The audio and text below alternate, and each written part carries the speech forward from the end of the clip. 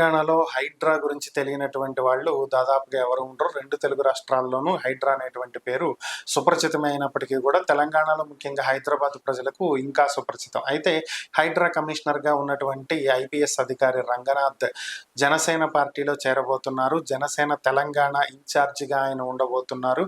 తెలంగాణ జనసేన అధ్యక్షుడిగా ఆయన బాధ్యతలు చేపట్టబోతున్నారనేది ఇటీవల సోషల్ మీడియాలో వస్తున్నటువంటి వార్తలు. దీని మీద ఆయన క్లారిటీ ఇవ్వటం జరిగింది.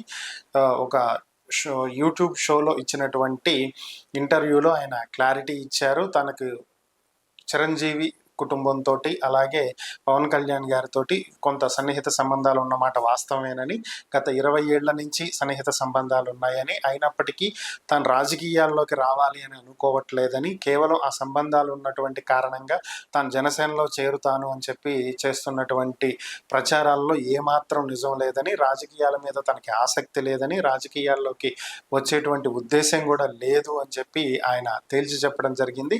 ఇటీవల పవన్ కళ్యాణ్ ఫామ్ కి సంబంధించి వచ్చినటువంటి వార్తలు, కోడి చెరువుకు సంబంధించినటువంటి వార్తల మీద కూడా ఆయన క్లారిటీ ఇవ్వడం జరిగింది.